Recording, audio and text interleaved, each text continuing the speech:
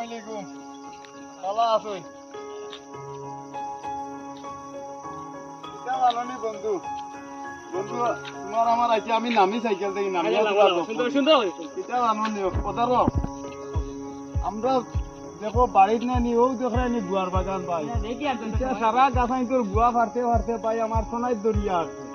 বর্তমানে পাই আমার জানেন না বুঝছো না